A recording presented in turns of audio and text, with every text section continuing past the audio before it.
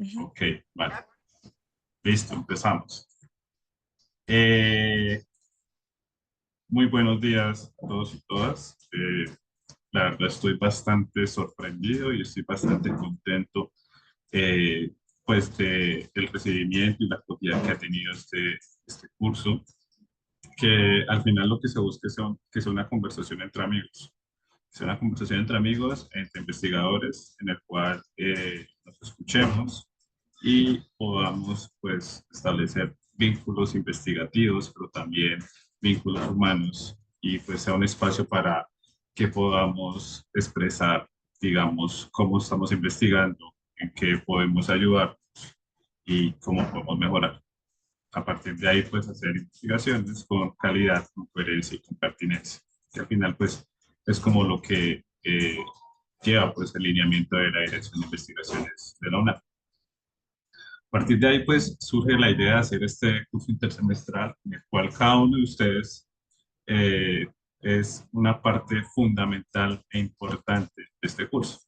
Estuve mirando, pues, el perfil de las personas que lo integran y pues hay ingenieros, hay profesores de las ciencias sociales, de las humanidades, médicos, enfermeros, etcétera, y de todo. Y eso me parece hermoso, porque eso es lo que buscamos, y es generar unos espacios de diálogo, de una investigación transdisciplinar en la cual podamos, pues, converger y podamos escuchar distintas epistemologías y a partir de esas epistemologías poder generar procesos investigativos mucho más fuertes como universidad. Entonces es como en una conversación con la Dirección de Asuntos Profesorales, dijimos, pues llevemos esto a un periodo intersemestral que coincide con estamos a prácticamente a mes y piquito, más o menos el 2 de agosto, se cierran las convocatorias internas de investigación. ¿Sí? Entonces, ¿cuál es la idea? Cuando los profesores y las profesoras que están interesados en participar en esas convocatorias, este es el periodo en el cual pueden contarnos sobre lo que están haciendo, decir, vea, este es el problema de investigación que tengo, eh, qué les parece este objetivo, cómo voy con esa metodología. Y entonces aquí, entre todos, podemos pues hablar, podemos comentar y podemos pues llegar a un buen término. Entonces ahí entra otro factor importante y es que la participación de ustedes es vital y por eso pues me parece muy bonito que digamos que pueda haber caras, que estemos todos con cámara, que estemos participando, que estamos hablando. Eso me parece que es muy importante y es uno de los puntos muy importantes que yo quiero hablar y es que por favor no se callen, ¿sí? Y es en el momento en el que ustedes quieran hacer una intervención a lo largo de los distintos módulos, por favor levanten la mano, hablen, pregunten, porque eso es lo que estamos haciendo acá. No queremos que sea una charla magistral, no queremos que sea una cuestión como cuadriculada en la cual vayan unas personas, dos módulos y se salgan porque es una mamera. Simplemente queremos que esto en verdad les ayude. Y en la búsqueda de que sea algo en verdad útil, lo que estamos buscando es que pues la elección de los personajes que se tuvo en cuenta eran personas que investigaban en el ecosistema de la UNAP, pero que también tenían mucha experiencia. Y a partir de ese conocimiento empírico de la investigación, fue que pues yo los invité a que hicieran parte de cada uno de los módulos para que fuéramos mucho más pragmáticos y pudiéramos pues establecer una serie de consejos prácticos al momento de investigar y al momento de elaborar una propuesta de investigación. Porque la idea de una propuesta de investigación es que ganemos, ¿sí? Entonces,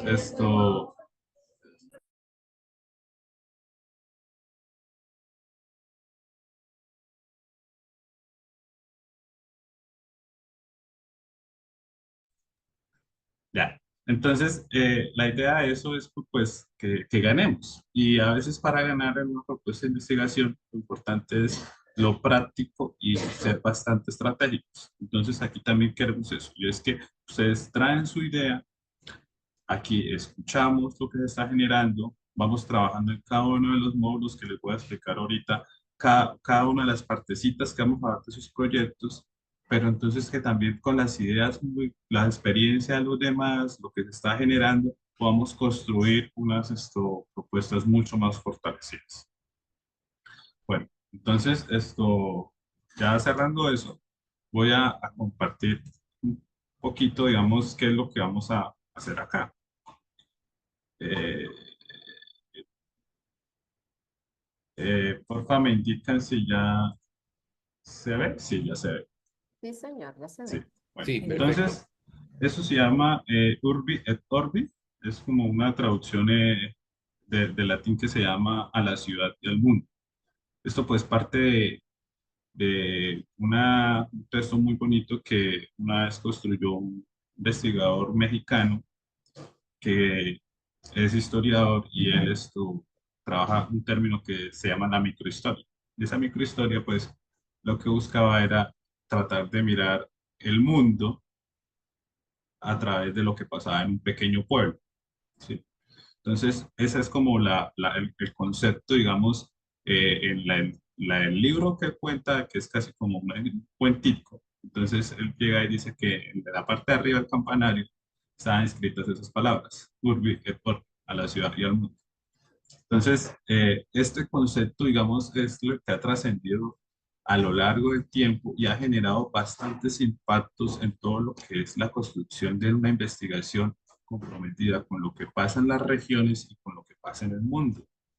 Entonces, por ejemplo, los japoneses después de la Segunda Guerra Mundial, cuando pues devastados por todo lo que fue el cataclismo atómico, empezaron desde sus universidades a generar un concepto que ellos lo llamaban Tochakuka. Tochakuka es una traducción de la globalización, el globalismo, o sea, es mirar desde una perspectiva local, en esos términos, la conjunción entre lo global y lo local, cada uno de sus problemas. Y esa transformación que ellos generaron a lo largo de todo su proceso de reincorporación y de volver a renacer en ese proceso es lo que nosotros podemos ver en lo que pues, se llama ese milagro japonés, pero era ser conscientes de que los problemas que se estaban generando ahí eran los problemas que estaban en el mundo. Y a veces decimos que es malo mirarnos el ombligo, pero lo malo no es mirarnos el ombligo, lo malo es para qué nos estamos mirando el ombligo, si para seguir mirando el ombligo o para entender las orejas. Entonces, a partir de ahí, pues, buscamos pues una transformación en lo que está generando en la investigación, que los investigadores y las investigadoras de la UNAD pues sean conscientes del proceso y el momento crucial en el que estamos viviendo como sociedad y que tenemos que estar conscientes y tenemos una responsabilidad social e investigativa, tanto con nuestra familia, con nuestra universidad, con nuestra región, con nuestro país y con el mundo. Entonces, esa relación que tenemos que entre los 5 puntos es lo que nos hace que tenemos que hacer una investigación consciente, una investigación que no es solamente generar productos de investigación, sino también generar resultados de investigación. Y esos resultados son los que tienen que impactar nuestra sociedad. Y obviamente se miden por productos, pero tenemos que mirar también los resultados. Entonces, el objetivo es fomentar una investigación orientada al desarrollo territorial, brindándoles herramientas para comprender, analizar y contribuir al fortalecimiento de los enfoques investigativos institucionales de la UNAM. Enfoques que pues ahorita pues podemos volverlos a revisar, vamos a volverlos a ver y pues ustedes también en cada uno de sus periodos intersemestral, también esa es una de las pequeñas tareas y es mirar qué le arreglarían o qué le agregarían a esos enfoques investigativos institucionales. Porque la voz del investigador también es muy importante y esto pues no está tallado sobre piedra, se puede mejorar. Entonces, eso es como la primera tarea y es revisar esos enfoques investigativos, estudiarlos y después hablamos de eso. Pero bueno, después vamos para ese lado.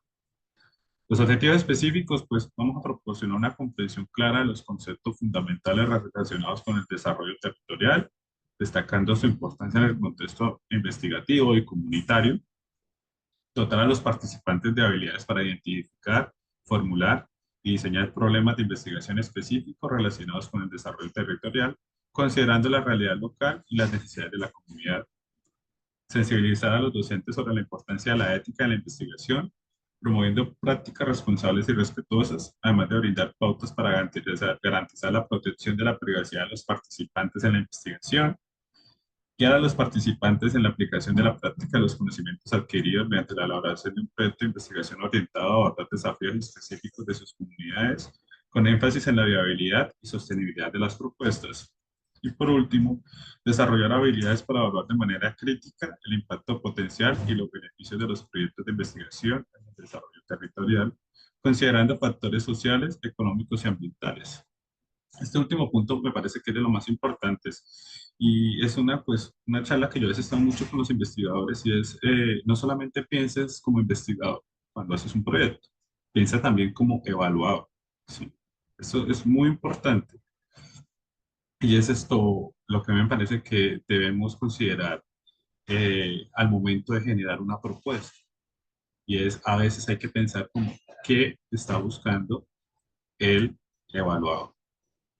Entonces, los términos específicos que usan en los términos de referencia, los conceptos políticos que ellos están usando, lo que está en el gobierno de turno, que es el que financia, en este caso, si es una convocatoria nacional, si es una fundación esto extranjera, cuál es la misión y la visión de esa empresa, de esa multinacional, etcétera. O sea, a veces hay que jugar estrategia y jugar en esa estrategia es a veces pensar como evaluador.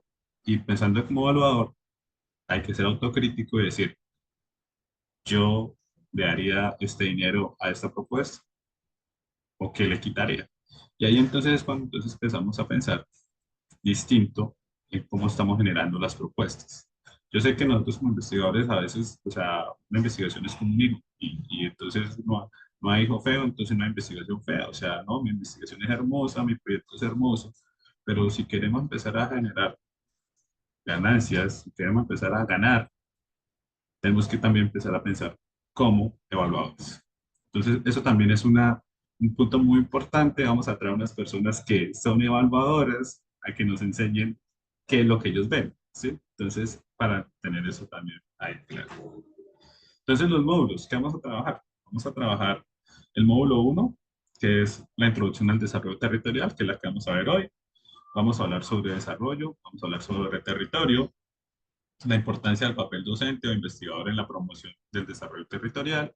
Y por último, vamos a contextualizarlo en las líneas de investigación del hogar. Este va a ser como la primera clase, ustedes son profes, ¿saben? Aquí vamos a ver como unas particularidades y algo muy grande de lo que vamos a trabajar a lo largo del proceso. Ya después, si vamos a entrar a cada uno de los módulos y a cada uno de esos módulos les vamos a ir entregando eh, entre el día de mañana y el viernes pum, les va a llegar a su correo como un paquetico. Y en ese paquetico es lo que se va a desarrollar en cada módulo, ¿sí? Es muy bonito, muy colorido y pues como con unos ejercicios muy prácticos que ustedes los van como a activar en el desarrollo de la actividad, en el desarrollo de cada una de las estaciones. Entonces, el módulo 2, perdón, es que estaba malito, es diseño y la investigación. Vamos a identificar y formular los problemas de investigación desarrollados con el desarrollo territorial, la selección de los métodos de investigación y el diseño de un marco teórico y conceptual para el desarrollo territorial. Ahora, ¿qué es lo que estamos buscando con este curso? Y es que lo importante aquí es que nosotros como pensamos como universidad, entonces no vamos a traer solamente un ingeniero que nos hable esto, o un filósofo que me hable esto, o en los peores de los casos, una historiadora que me hable esto. No, la idea aquí es que hemos invitado a dos profesores, dos profesoras, un profesor y una profesora, que son de distintas epistemologías, mundos ontológicos e investigativos totalmente distintos. Y ellos se van a sentar aquí con ustedes y van a conversar sobre, en este módulo en específico, desde cada uno desde su perspectiva. ¿Sí? ¿Eso qué va a hacer? Pues que empecemos a entender, digamos, cómo piensa un ingeniero o una persona de las ciencias sociales, cómo piensa un médico. Y entonces eso también nos puede ayudar a nosotros a integrar y a ver nuevas formas para pensar nuestros problemas de investigación. Entonces, eso también es lo que queremos hablar. No solamente una comunicación entre los mismos, sino una comunicación con distintas posturas. El módulo 2, bueno, ya les conté. El módulo 3 va a ser tipologías y acceso a la información, con las técnicas de recolección y información cualitativa. herramientas digitales para la recopilación eficiente de la información.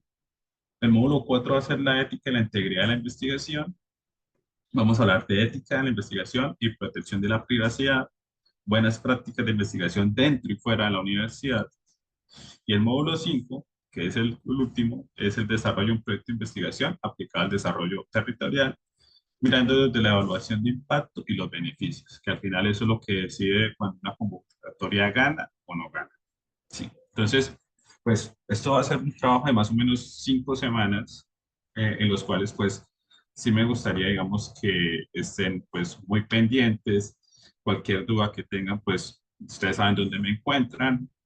Muchos tienen mi número, tienen mi correo electrónico y pues la idea es que trabajemos en sus propuestas, o sea, que cada uno de la propuesta que ustedes tengan, de la idea que ustedes tengan, sea convocatoria interna, sea externa, sea algo que quieran hacer, este es el momento para que lo estallen, para que lo cojan y lo lleven a otro nivel con lo que hay aquí que estamos presentando, con las personas que invitamos, pero también con cada uno de los asistentes que yo sé que tienen ese interés de investigar.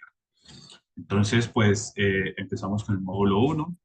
Quiero pues presentarles a un muy buen amigo, una persona que la verdad lo es chismosear y lo admiro mucho y pues él va a empezar a hablarnos. Entonces, Santiago, Santiago, Y hola, ¿cómo están? Buenos días, un saludo para todos y entonces para todas. dejo que te presentes tú. Listo. Bueno, ahí sí me están escuchando, espero que sí. Mi nombre es Santiago Rey, soy profesor del Departamento de Estudios Sociohumanísticos. Comencé hace 6 meses, es decir, acabo de aterrizar en este proyecto y en este tema de la investigación en la UNAP. Y Andrés, pues en las cosas que hemos hablado, pues porque relacionados a temas de investigación hemos tenido temas comunes y me comentó sobre este curso que estaba planeando y me pareció supremamente interesante no solamente pues la temática de la investigación que es fundamental, sino también el hecho de plantearlo como una serie de diálogos, pues me parece que es la aproximación correcta para este tipo de cosas. Creo que concebir esto de una forma democrática, horizontal, en donde todos compartimos un espacio común, en donde estamos aquí, pues yo conozco algunos porque, pues como les digo, soy nuevo y hasta ahora me estoy familiarizando con la universidad y con todas las personas. Hay personas que identifico, digamos, en el grupo pero, digamos, me parece excelente esta idea de juntar distintas disciplinas, distintas miradas, distintas metodologías y que entre todos podamos contribuir a esta formación de una comunidad de investigación, porque esa era una de las cosas que hablábamos con Andrés y es la necesidad de fomentar esto precisamente, es decir, una comunidad de investigadores que integren estos grupos y estas miradas para poder sacar adelante los proyectos de investigación. Y eso pues es fundamental porque en últimas la investigación no es una cuestión individual, sino que se da en un colectivo, en un continuo. Y si, digamos, el propósito precisamente de Andrés y de la universidad como tal es generar estas tendencias estas líneas de investigación, pues, y nutrirlas, pues yo creo que estos son espacios fundamentales para lograr eso. Entonces, digamos que me gusta mucho esa aproximación y le agradezco mucho a Andrés la invitación. Eh, pues les cuento un poquito de mí ya en lo personal. Yo soy filósofo de formación, eh, me especialicé sobre todo y es una de los temas que voy a incluir en la presentación en el pregrado, en la hermenéutica filosófica. La hermenéutica pues es la teoría de la interpretación, también los que sean abogados aquí eh, habrán pues obviamente tenido mucho que ver con la hermenéutica jurídica, la teoría de la interpretación. Eso va a jugar, digamos, un poco en las cosas que voy a hablar hoy. Y luego ya en mi trabajo poco más de investigación, el trabajo doctoral, me acerqué a otras tradiciones filosóficas como el pragmatismo americano y más concretamente la filosofía de John Dewey, que es también otra de las figuras que voy a mencionar hoy, digamos, con esta noción de investigación como forma de experiencia o la investigación como forma de vida, que me parece a mí que es una buena manera de capturar también lo que queremos decir y lo que queremos plantear hoy es esta continuidad que hay entre la investigación y la vida, ¿no? De que no son tampoco cosas opuestas o separadas, sino que en últimas también hace parte de un continuo orgánico y creo que verlo de esa manera también ayuda para que uno pueda plantearse ciertas preguntas y hacer ciertas cosas. Entonces, mi trabajo como investigador en la filosofía pues ha tenido varias fases. Eh, digamos que de la trabajo doctoral salieron ciertas cosas lideradas, digamos, guiadas por ciertos temas de investigación. Durante el pregrado tuve mi primera experiencia investigativa con el profesor Rodolfo Arango, que en ese momento era profesor de la Universidad de los Andes, y trabajamos en una investigación sobre derechos humanos como límite a la democracia. Digamos que ese fue como mi primera inmersión, como ya en un tema de investigación concreto y de cómo se desarrolla, cómo se hace. Luego, pues el profesor Rodolfo Arango eh, la universidad lo perdió y pasó a la JEP, en donde él actualmente es magistrado. Y ya luego, cuando voy a hacer mi doctorado, también trabajo como asistente eh, de investigación. Eso me da también experiencia con muchos de los temas concretos que también sé que para todos es importante como tener esa noción de las diferentes prácticas investigativas, aunque claro, aquí lo que hay es una gran diferencia y una pluralidad de miradas, porque no investiga igual un médico, a un abogado, a un filósofo, a un sociólogo. Cada uno tiene diferentes metodologías, diferentes temáticas y digamos, reconocer ese pluralismo también es importante y es algo de lo que quiero hablar, un poco como en esta presentación más general sobre la concepción que tenemos de investigación, aunque sé que, digamos, el tema específico de esta sesión tiene que ver con el aspecto territorial. Digamos que no es mi especialidad concreta y creo que, digamos, lo voy a tratar de mencionar en términos generales, pero después Andrés sé que nos explicará un poco mejor en qué consiste ese enfoque.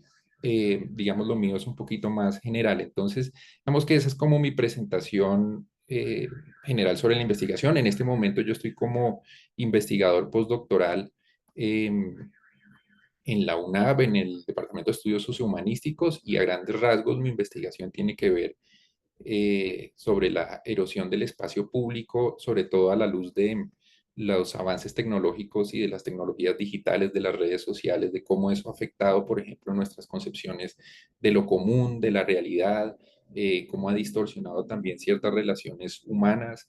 Entonces tiene que ver con con esa temática y eso es lo que estoy trabajando en este momento.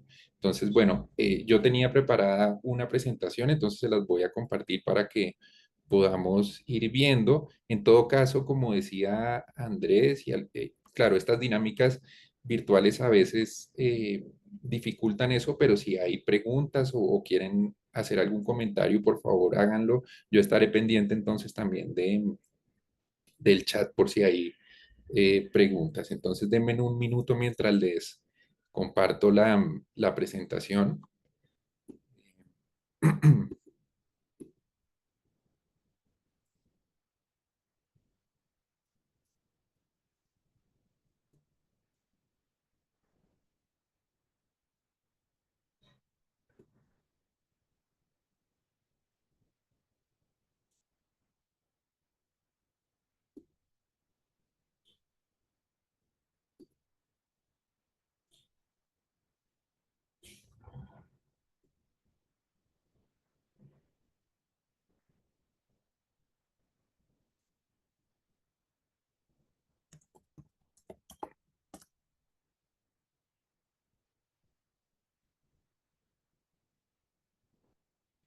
Ahora me está pidiendo una cosa aquí para una autorización, entonces creo que me tengo que salir y volver a entrar para poderle dar. eh, Creo que ya la tienes, ¿no? Ya eres cohost. pero me aparece, dice que, espera, voy a darle aquí clic, ya un segundo.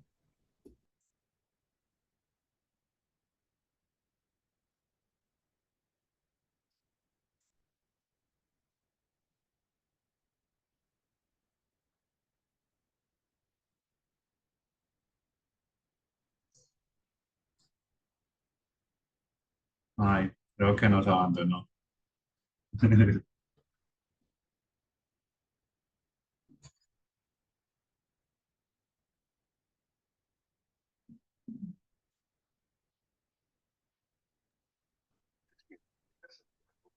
llama el autor mexicano que tú mencionaste al principio con el nombre del...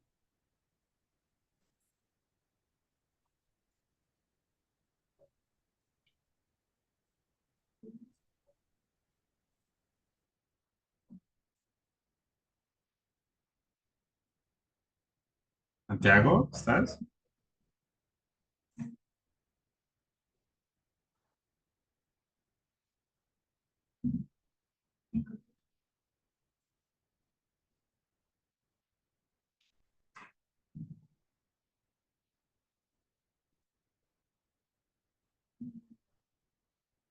Santiago, si estás hablando, no te estamos escuchando.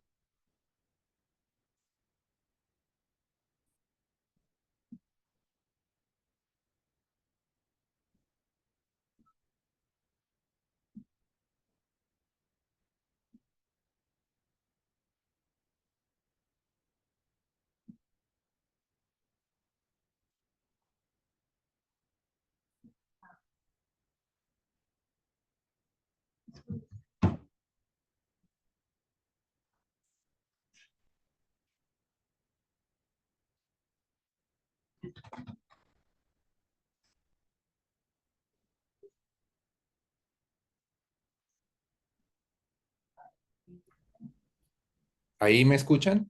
Ahora sí. Bueno, perfecto. Sí, es que siempre me enredo con estas cosas tecnológicas, pero bueno. Aquí entonces están viendo la presentación. Por favor, si me... Sí, señor. Sí, sí se Bueno, ve. listo, perfecto. Entonces, ahora sí comienzo, disculpen los problemas técnicos. Eh, digamos, el título general que le di a esta parte como de la charla es investigación como experiencia y de nuevo la referencia ahí que quisiera transmitir es la de la noción de investigación que tiene John Dewey. Alguien lo puso en el chat. Precisamente, John Dewey es un filósofo muy interesante, un filósofo americano digamos, de esta línea clásica del pragmatismo, del cual también hacen parte otros pensadores como Charles Peirce y William James, que pues a su vez es el hermano del famoso novelista Henry James.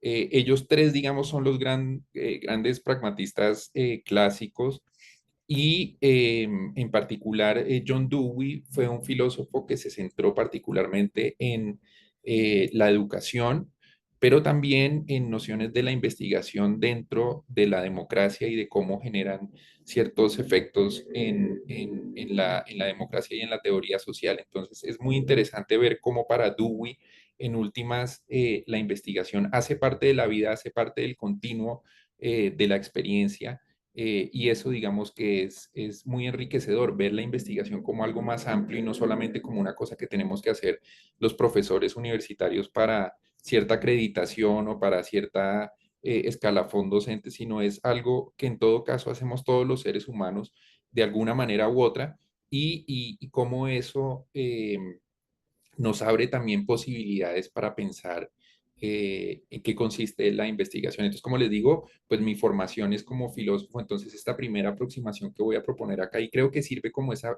función de introducción es hablar generalmente sobre qué es la investigación y cómo la concibimos y de cierta manera también cómo mi experiencia en la investigación me ha llevado a eh, ciertas ideas que están aquí formuladas. Entonces, esta es una aproximación desde la hermenéutica, ya les decía, la hermenéutica como teoría eh, de la interpretación. Entonces, eh,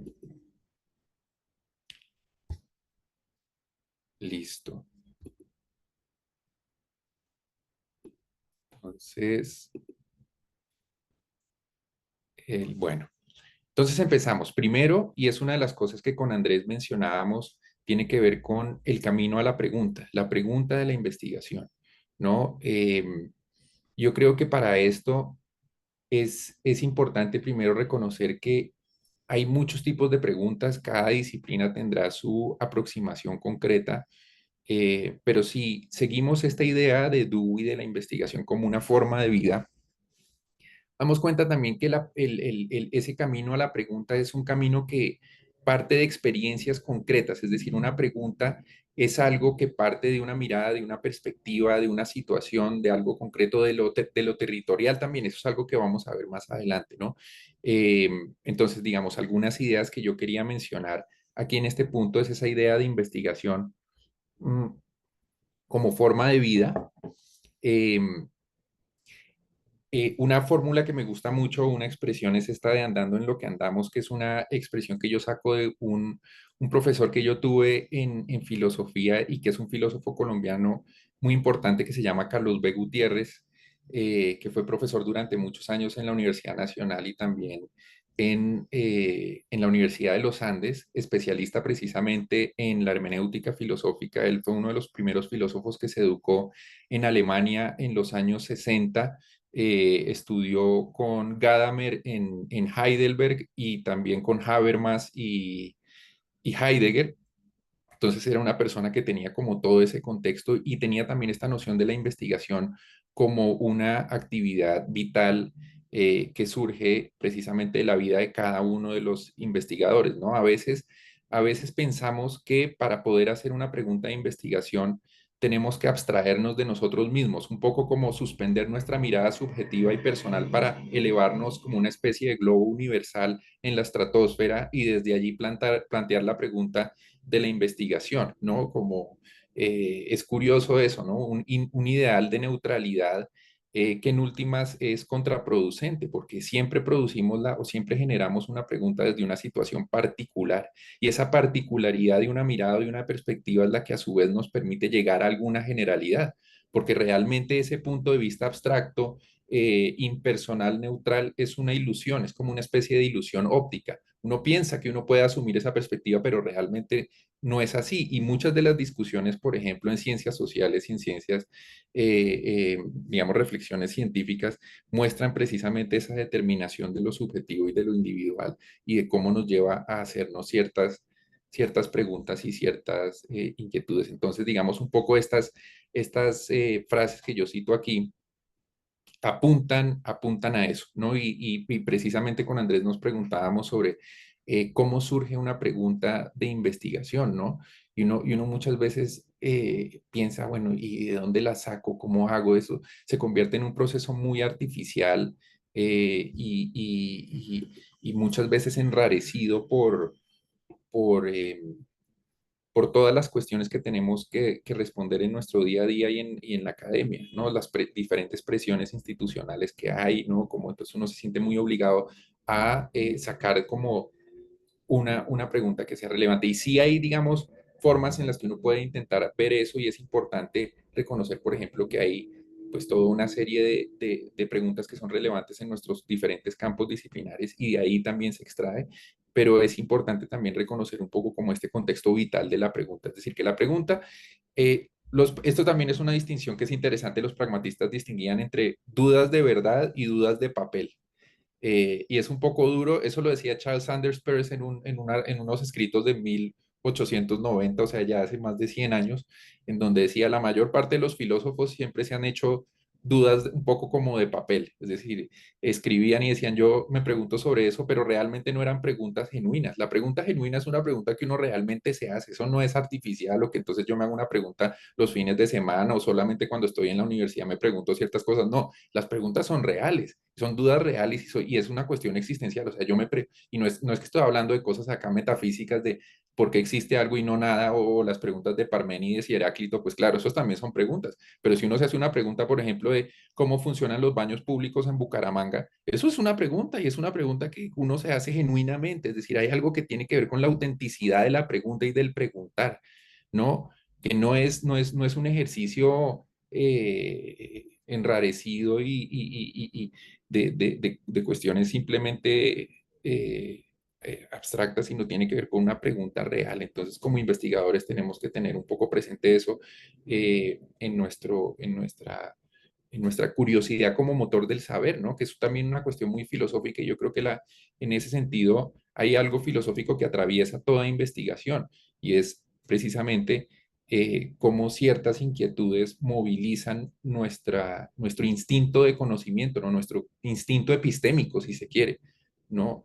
Y cuando hay una reconciliación de esas dos cosas, pues las investigaciones son profundamente satisfactorias también y enriquecen mucho la vida de una, de una persona porque quiere decir que hay una sintonía entre la vida y la investigación, no una especie de disociación en donde, como les digo, pues yo voy y trabajo mis 4 horas o mis 8 horas en la universidad y luego entonces pienso en otra cosa, no, uno, digamos que es algo que le interesa a uno, entonces, por ejemplo, yo les doy el ejemplo de lo que yo estoy haciendo con el tema de la esfera pública y de la erosión del espacio público y todo eso, pues es un tema que a mí me fascina y me interesa muchísimo porque es precisamente pensar en, bueno, todo esta,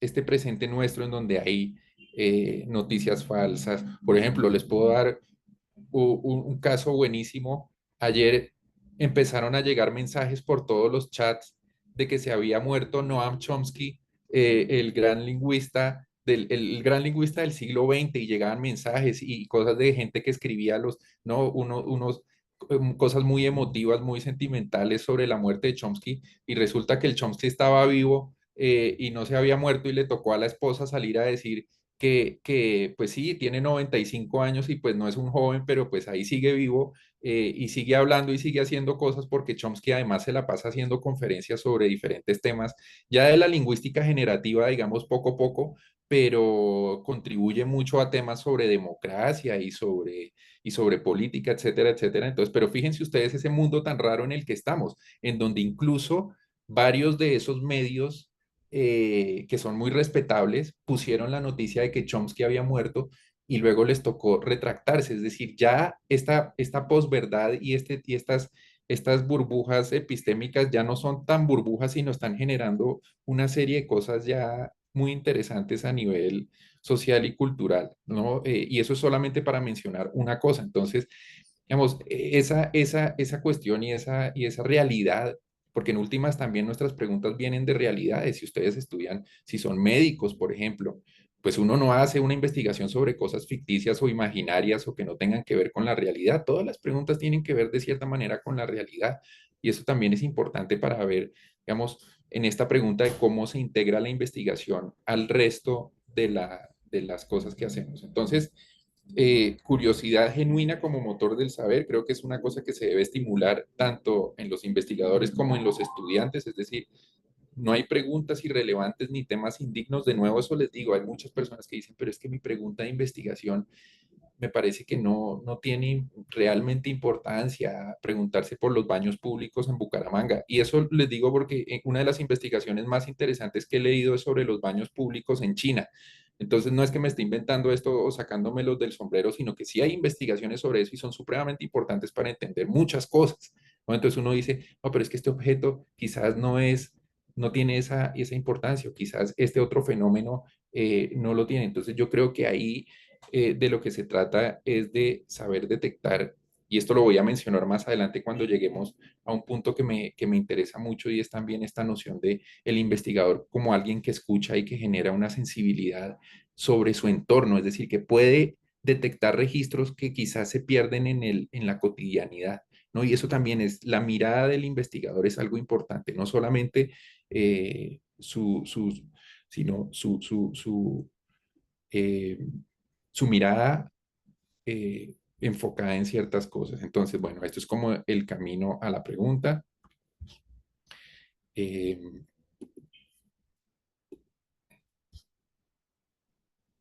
sí, a ver. Sí, bueno, la importancia del error. Esto, como les digo, puede ser que les esté sonando muy filosófico y bueno, qué bueno que así sea porque pues esa es mi disciplina y de alguna manera se tiene que plantear en esto. No puede ser tampoco que yo les esté hablando desde un punto de vista enrarecido. Para mí esto, digamos, es fundamental y parecen casi como consejos de autoayuda o de cosas de esas raras, pero no, estas son cosas fundamentales y de hecho lo estoy sacando de lo que he leído sobre investigación y mi experiencia, digamos, esto también es un poco lo que planteábamos con Andrés y es la necesidad de transmitir estas diversas experiencias y yo creo que este curso va a ser la oportunidad para que todos podamos tener como un sampleo amplio de las diferentes aproximaciones. Entonces, aquí yo no estoy tratando de evangelizar ni decir que esta es la perspectiva correcta ni nada de eso, simplemente les estoy dando mi opinión al respecto y que ojalá la podamos discutir entre todos. Entonces, la importancia del error, el error como un elemento fundamental de la investigación y de nuevo, no lo tomen esto a mal y luego entonces, no, es que el profesor Santiago o ese señor Santiago vino acá a hablarnos y nos dijo que entonces el error, entonces pues, no, como una especie de justificación para el fracaso en la investigación, no, hay fracasos que se explican de distinta manera, ¿no? Pero también aprender de los errores hace parte del camino hacia el acierto, por ejemplo, también en la formulación de preguntas, ¿no? Entonces, perderse es parte del camino.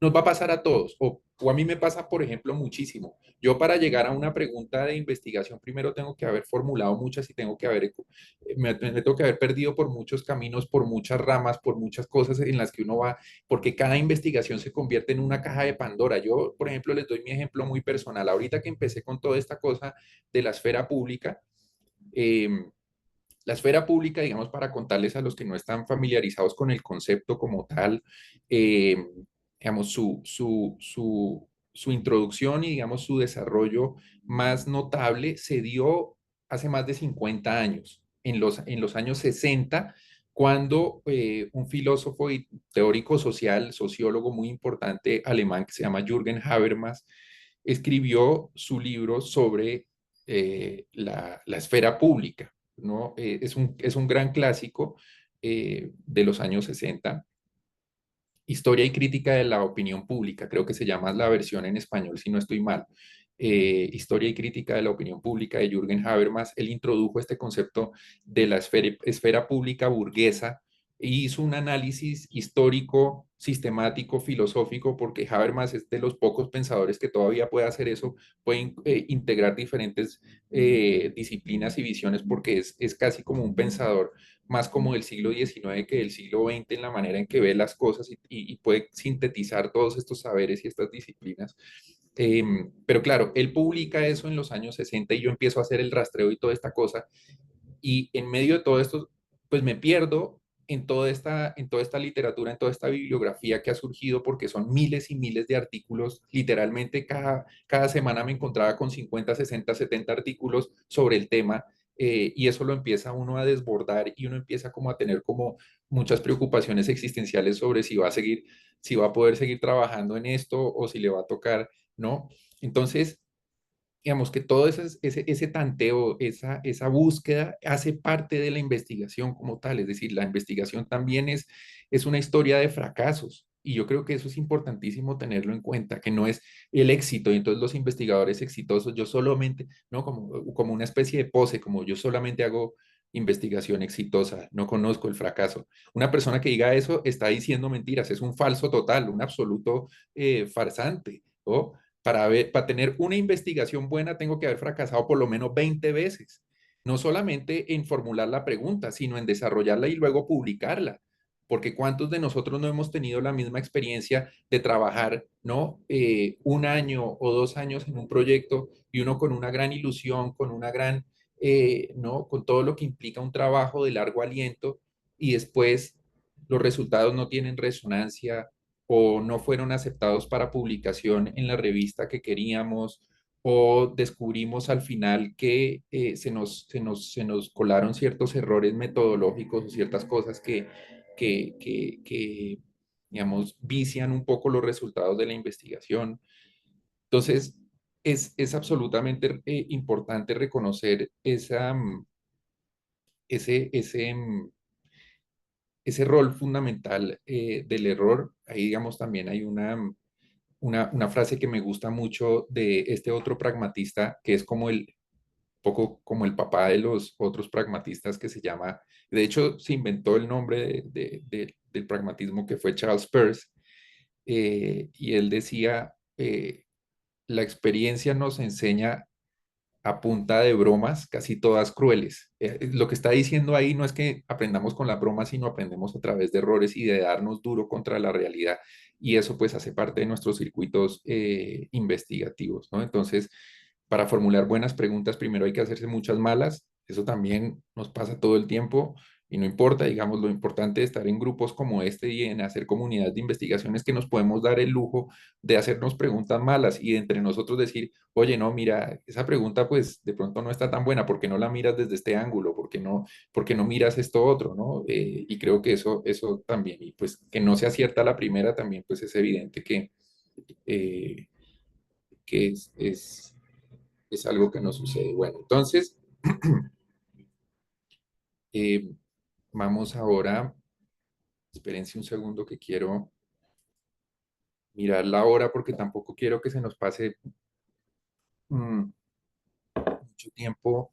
Igual Andrés, ahí me interrumpes cuando ya veas que necesitamos pasar a otra cosa, porque soy muy malo Dale. controlando el tiempo, entonces podemos llegar aquí hasta las 5 de la tarde y yo todavía aquí hablando, pues porque así pasa a veces cuando uno está muy metido en un tema y luego se le pierde el tiempo y luego me doy cuenta que ustedes ya no están conectados, sino que sigo yo solamente ahí solo. Así que, bueno, Andrés, tú me interrumpes. Entonces, 10 minutitos más. bueno, entonces voy a este tema. Espérense un segundo. Ahí ya.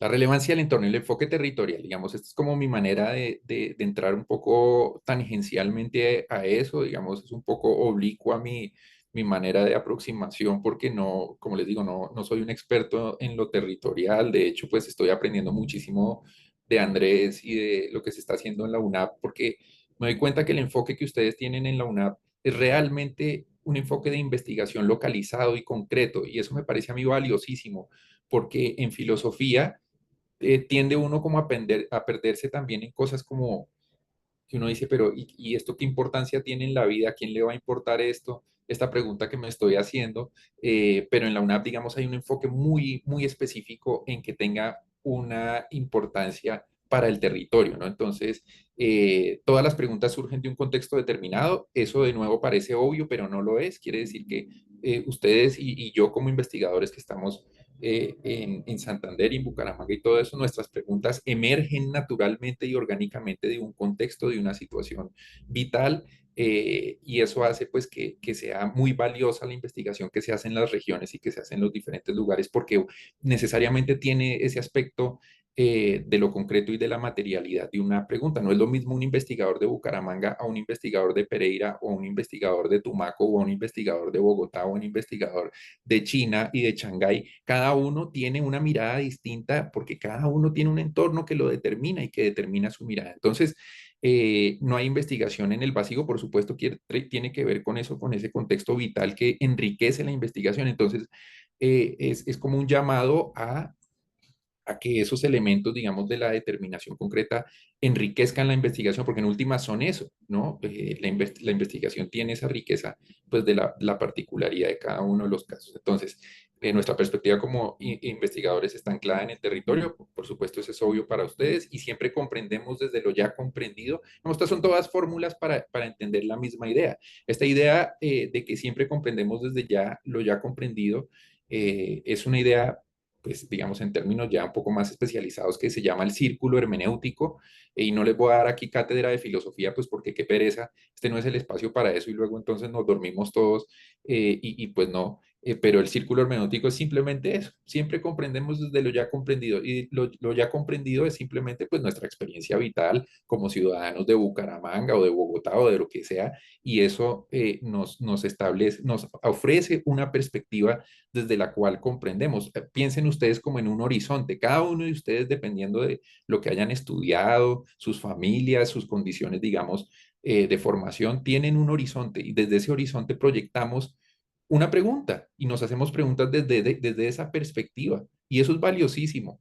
Y eso hay que reconocerlo en la investigación. Entonces, En la investigación lo concreto no riñe con lo universal, lo particular y lo individual no riñe con lo universal, sino que se complementan mutuamente solamente en virtud de mi individualidad, que puedo hacer preguntas que luego vayan a tener cierto tipo de generalidad o de universalidad.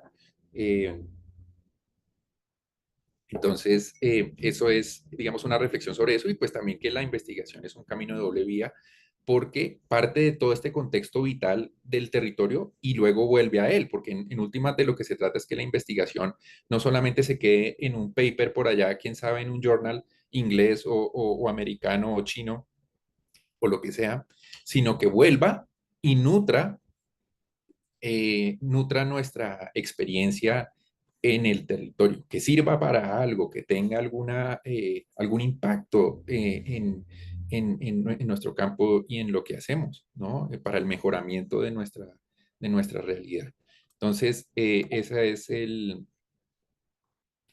ese tema del enfoque territorial. Luego, entonces, tenemos un segundo. La investigación como modalidad de la escucha, de nuevo, esto habla sobre todo esto, es básicamente lo mismo, es decir, tampoco es que, ¿por qué hablo de la escucha? Hablo de la escucha como una modalidad de la sensibilidad, pero también de la comprensión. Es una forma metafórica de referirse a cómo comprendemos la realidad y el mundo. No lo tomen tan literal, claro, pues la escucha, oigo, pero no, me estoy refiriendo a una especie como de atenuación a la realidad, como de percepción.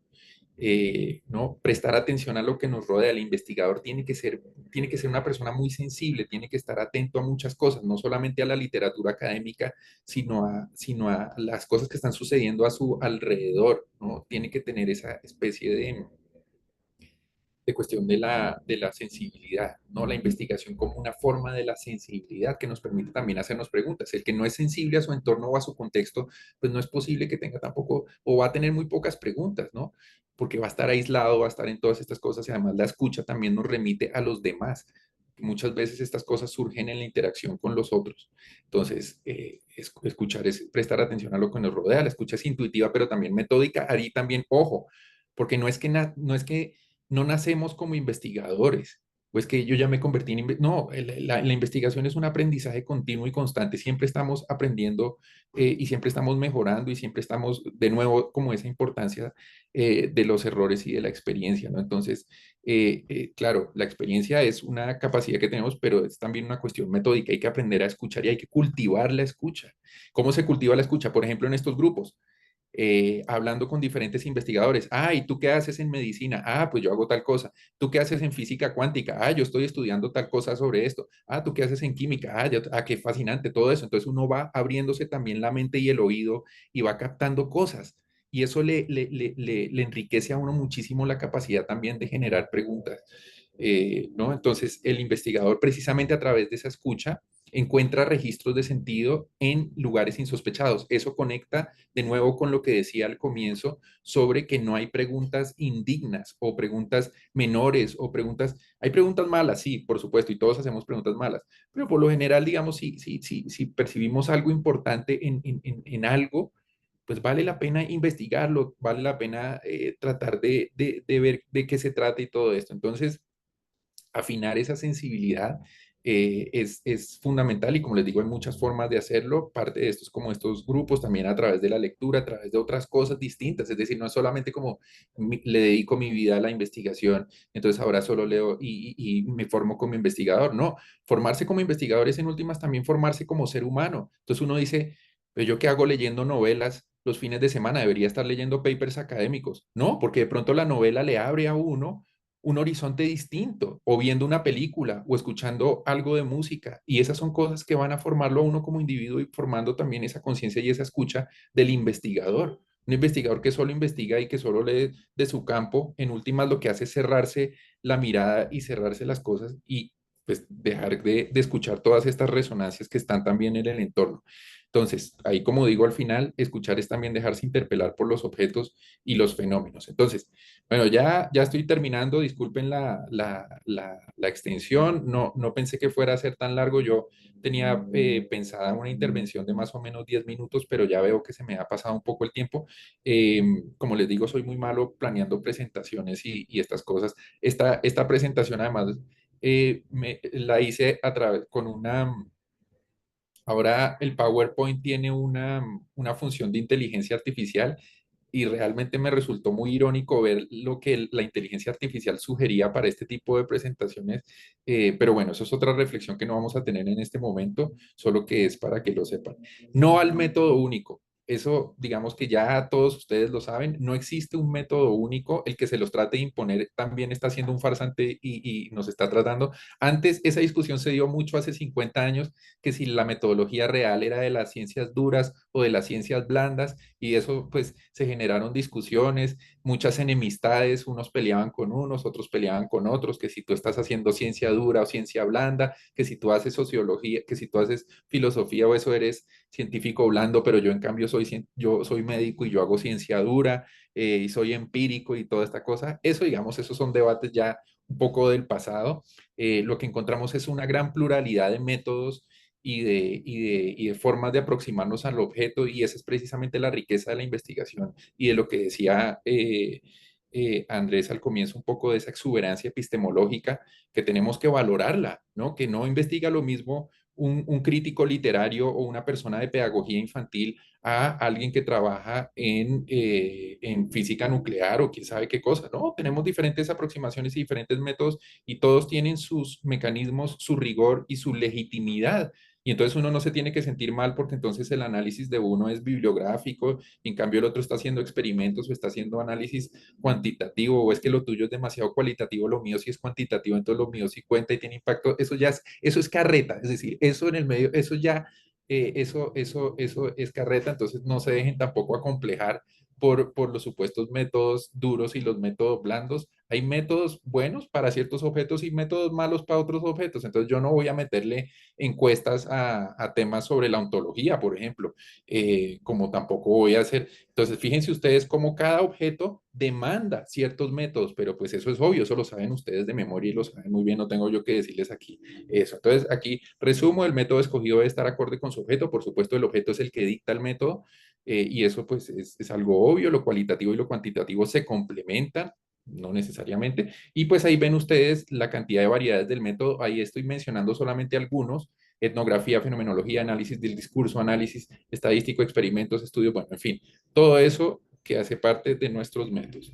Esto es ya algo, digamos, una revelación muy personal para que ustedes vean rápidamente lo que es la metodología en la investigación filosófica. Esto es lo que yo utilizo para mi investigación y, digamos, en esta investigación es lo que he estado haciendo.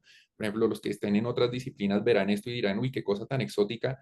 La forma en que investiga este profesor Santiago me parece realmente surreal. Y sí, puede ser porque están acostumbrados a otro tipo de investigaciones y está muy bien, digamos, que lo vean. Pero, digamos, ahí pueden ver ustedes las diferentes fases que hay ahí. No se las voy a leer, pues porque como les digo, ya estamos un poco cortos de tiempo. Eh, y, em, y bueno, esa es como la forma en la que se está definida la metodología, y es de nuevo para ver un poco como este pluralismo de las metodologías de investigación. Y estas son recomendaciones prácticas. Digamos, todos ustedes estaban esperando este momento realmente para que digan, bueno, esta charla valió la pena, por lo menos nos dijo 3 o 4 cosas que se aplican a lo que yo hago y pues vamos a ver qué es qué es lo que dice. Entonces, familiaridad con el campo y las discusiones relevantes. Eso es apenas natural, ¿no? Como saber el campo en el que voy a contribuir y qué es lo que se está diciendo y cómo se está diciendo. Eso es absolutamente, eso es fundamental, ¿no? Entonces, desarrollar un plan estratégico de investigación, ejecución y publicación, eso no es simplemente como una cuestión de neurosis o qué tipo tan psicorrígido, cómo se pone a hacer todo. Es que en últimas el proyecto de investigación es una hoja de ruta, es algo que le permite a uno, es decir, diseñar un plan de investigación es algo que le permite a uno también aclararse sobre qué es lo que uno está buscando y qué es lo que está tratando de hacer. Muchas veces uno dice, ay, yo estoy estoy feliz de esta investigación y ya estoy listo para empezar, y alguien le pregunta a uno, ¿pero qué va a investigar? Y uno no sabe cómo decirlo. Y en el momento de hacer el proyecto de investigación se vuelve un 8, no, con la página en blanco en Word durante 5 días porque uno no sabe cómo empezar ni siquiera a hacerlo. Entonces, hacer un proyecto de investigación es aclararse uno mismo y hacer, eso es absolutamente fundamental porque es la hoja de ruta de todo esto. Entonces, pues bueno, eso ya ustedes lo conocen, Andrés, digamos que lo va a referir también más adelante. Luego, la valoración del terreno es también algo que es clave. Es importante ver, por ejemplo, esas publicaciones a las que estamos aspirando, porque pues la investigación también tiene toda esta cuestión aspiracional, ¿no? Necesito un Q1, voy a mandar a un Q1, quiero un Q1 este año, qué rico tener un Q1, me interesa tenerlo, entonces uno empieza a mirar cuáles son las revistas en donde se están hablando sobre temas similares y que tienen esa categoría y empieza uno entonces a estudiar los diferentes artículos de esa misma revista o de ese mismo journal o lo que sea. Y ahí, digamos, viene la parte C que es conoce a tu audiencia, ¿no? Entonces es importante conocer ese lenguaje en un sentido amplio eh, y adecuar el trabajo un poco a eso. Eso suena, digamos, así de entrada suena mal, que es como, ¿cómo así que voy a adaptar mi trabajo investigativo a un formato o adecuar mi pensamiento a algo? No, es simplemente cada plataforma, cada journal, cada revista tiene un lenguaje, tiene una forma estructural, tiene ciertas cuestiones estilísticas también que hay que tener en cuenta. Entonces, casi que antes de empezar a escribir, hay que saber a dónde se va a mandar. Y eso es una tarea que toma tiempo. ¿Qué revista es? ¿Cuál va a ser la extensión del artículo? ¿Qué es lo que está pidiendo? ¿Quiénes han escrito ahí? ¿Cómo escriben? ¿Cuál es el lenguaje que se usa? ¿Cómo es la estructura del texto? Todo eso hay que saberlo antes de comenzar a escribir. Esa es ya, digamos, la parte más concreta de cómo se llega a este paso, a este punto de la investigación, ¿no? Como de esa hoja de ruta. Y bueno, no voy a hablar más porque nos extendemos. Tenía una última sobre la ética de la investigación que me parece un tema absolutamente fundamental porque cubre además diferentes temáticas. En estos días hemos visto muchos escándalos, por ejemplo, no recuerdo ahorita el nombre, pero un rector de una universidad en España que tenía prácticamente como una especie de cartel de la autocitación. Un profesor que para ganar puntos en la investigación se autocitaba y le pedía a otros que lo citaran para ir subiendo en la visibilidad en Google Scholar y todo esto, y de esta manera terminó siendo seleccionado como rector de una universidad para que se den cuenta ustedes de hasta dónde llegan los extremos de la ambición en estas cosas y de esos carteles de la autocitación y de la referencia conjunta. Pero eso ya son temas de ética de la investigación, que es un tema fascinante, pero pues no es lo de hoy. Así que, así que bueno, sé que es un poco condensado todo esto y rapsódico y vertiginoso, pero espero que hayan quedado digamos, algunas cosas generales que podamos discutir en lo que viene ahora y sobre todo lo que nos va a presentar Andrés sobre el elemento territorial. Entonces, bueno, les agradezco muchísimo la atención a todos y a todas y espero pues que podamos en lo que queda discutir un poco las preguntas que tengan. Entonces, muchísimas gracias.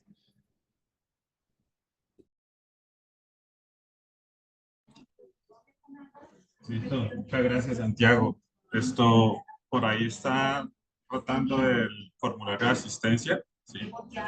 Porfa, llénenlo, es muy importante porque recuerden que este curso tiene pues la validación que les dan a ustedes de esos asuntos profesionales y las horas que tienen que hacer y demás. Entonces ahí también les pueden cotejar 20 horas, creo que es, si no estoy mal.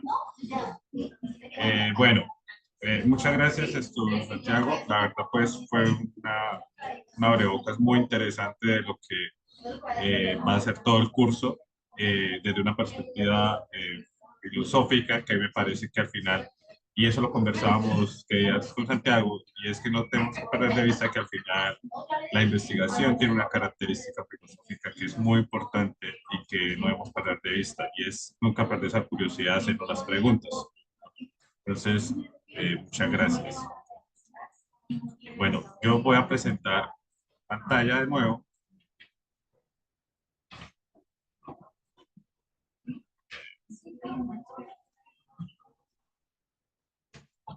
Listo.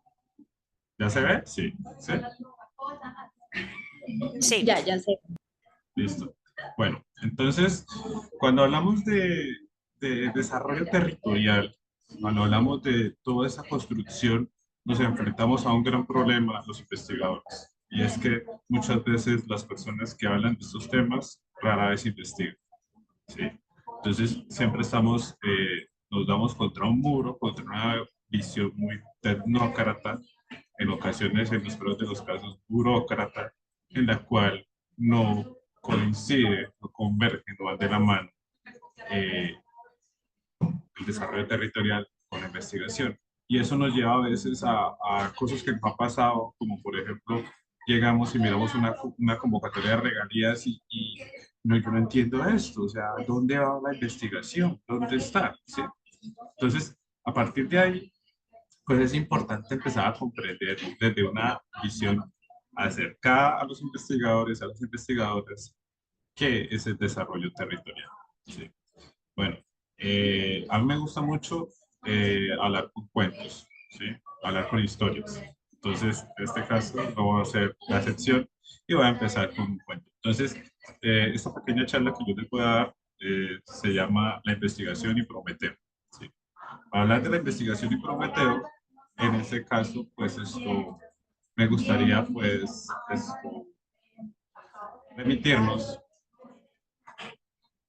a... un segundo, por favor.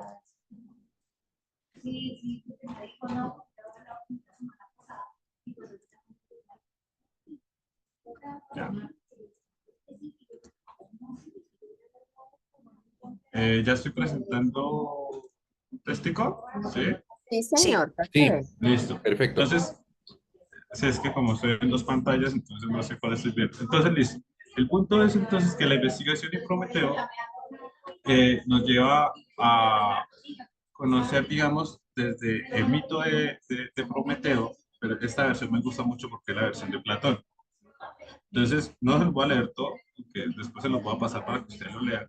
Pero entonces, aquí explica más o menos qué fue lo que pasó con el rollo de Prometeo. Entonces, era un tiempo en el que existían los dioses, pero no las especies mortales. Cuando a esto le llegó marcado por el destino, el tiempo de la Génesis, los dioses los modelaron en las entrañas de la tierra, mezclando tierra, fuego y cuantas materias se combinan, fuego y tierra. Cuando se disponían a sacarlas a la luz, mandaron a Prometeo y a Epimeteo a que las revistiesen de facultades, distribuyéndolas convenientemente entre ellas. Entonces se dieron cuenta, digamos, que a los animales, por ejemplo, al león le dio mucha fuerza y le dio una melena hermosa, a las aves las dejaba volar, alas y demás. Entonces se dieron cuenta de que al ser humano no le daba nada. Muchos no teníamos pelo, no podíamos volar, etcétera. Entonces, ahí como preguntan esto, ¿cómo vamos a hacer para que estas personas puedan sobrevivir? Entonces se dieron cuenta de que prácticamente éramos débiles e inútiles y entonces llegan y le dicen a Prometeo, bueno, ¿qué vamos a hacer con esta gente que viven descalzos, no tienen abrigo, no tienen pelo? Entonces él llega y dice que Prometeo le roba a Hefesto, ya tenía la sabiduría de las artes junto con el fuego, ya que sin el fuego era imposible que aquella fuese adquirida por nadie o resultase útil y se la ofrece así como regalo al hombre.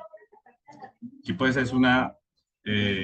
pues hace como es una metáfora, digamos, de las artes y el fuego como esa producción que se está generando a cambiar las cosas. Debido a esto, pues como Prometeo se lo robó a ellos dos, entonces lo castigaron y pues esto, ya saben, lo montaron allá en una montaña y todos los días venía un águila, se le comía el hígado y pues, lo que nosotros conocemos que hemos visto ahí en las que, pues lo que nos ha enseñado la mitología. Pero digamos, la parte que es muy hermosa llega al final. y es que dice, el hombre una vez que participó de una porción divina fue el único de los animales que a causa de este parentesco divino primeramente reconoció a los dioses y comenzó a erigir altares e imágenes a los dioses. Luego adquirió rápidamente el arte de articular sonidos vocales y nombres, inventó las viviendas, los vestidos, el calzado, los abrigos, los alimentos de la tierra. Equipados de este modo, los hombres vivían al principio dispersos y no en ciudades, siendo así aniquilados por las fieras, al ser en todo más débiles que ellas. El arte que profesaban constituía un medio adecuado para alimentarse, pero insuficiente para la guerra contra las fieras, porque no poseían el arte de la política, del que la guerra es una parte. Buscaban la forma de reunirse y salvarse construyendo ciudades, pero una vez reunidos se ultrajaban entre sí por no poseer el arte de la política, de modo que al dispersarse de nuevo, perecían. Entonces Zeus, temiendo que nuestra especie quedase exterminada por completo, envió a Hermes a que se las llevase a todos los hombres el pudor y la justicia, a fin de que rigiesen las ciudades en armonía y con lazos comunes de amistad. Preguntó entonces Hermes a Zeus la forma de repartir la justicia y el pudor entre los hombres.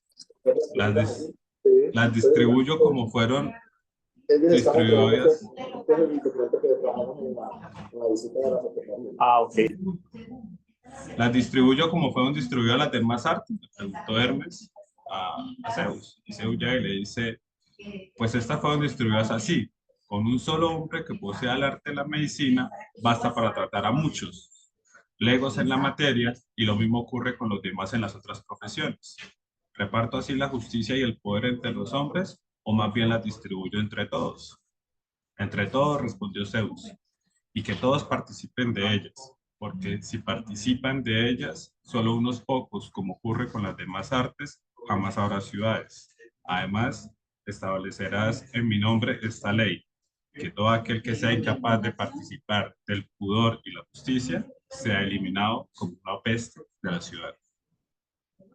Eso está en el Protágoras de Platón. Entonces, cuando yo leí este cuento, o sea, es la relación que hay entre el desarrollo de esa investigación, el desarrollo, digamos, de todo ese pensamiento artístico y científico que Prometeo en el cuento le roba a los dioses y se lo entrega a los hombres.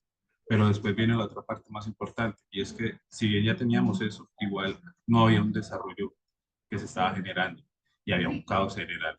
Entonces, cuando se reparte la justicia y el poder entre todos, no como las artes y la ciencia, que estaba repartida, hey, tú eres muy bueno para esto, toma, serás psicólogo, tú eres muy bueno para esto, toma, serás médico. No, la repartió a todos, porque entonces ya se empieza a ver que esa construcción de vivienda, de ciudad, de la urbe, tiene que estar entre todos. Y entonces cuando buscamos el equilibrio entre la entre lo que se está generando en los procesos de cómo estamos nosotros viviendo y entonces la investigación, ahí cómo la podemos enfocar. Entonces ustedes me dirán, bueno, Andrés, ¿esto para qué nos está pasando este cuento? Bueno, entonces, este cuento parte de que, pues, a mí me encantan mucho los griegos. ¿Ya están viendo la otra pantalla, la de las diapositivas?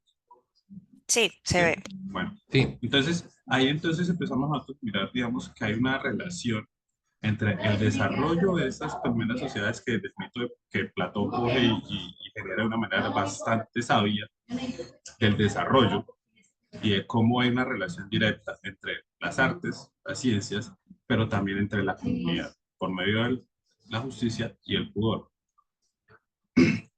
Entonces eso nos lleva a, digamos, a mí antes de empezar esto, y es un momento para que creo que hablemos, y es, ¿cuál es la relación entre desarrollo y futuro?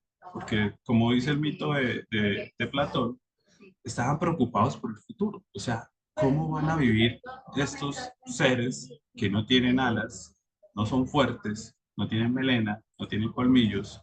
Entonces, ese es el primer gran pregunta que se desarrolla en ese mito y del cual explica el nacimiento de las artes y las ciencias, y es el futuro. Entonces, ¿cuál es la relación entre el desarrollo y el futuro?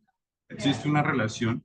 Nosotros pensamos en el desarrollo pensando en el futuro, y muchas veces el futuro no va a la mano con el desarrollo. Entonces, Si hay alguien que quiere, pues, participar, momento, dos, tres intervenciones rápidas.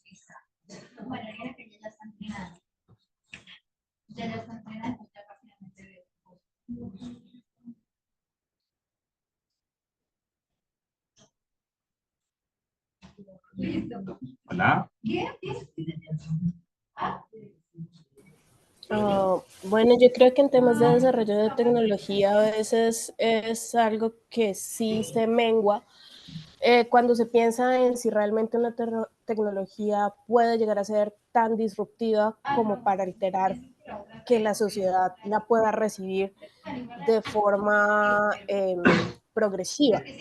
Porque entiendo yo que hay avances que precisamente no se distribuyen a nivel global por lo disruptivo que puede ser. Entonces, ahí es donde puede haber una relación directa entre qué tanto puede avanzar en novedad, en innovación, en desarrollo, sin afectar cómo se desarrolla la comunidad y cómo se puede llegar a ese futuro que de pronto uno piensa inmediatamente con esa innovación.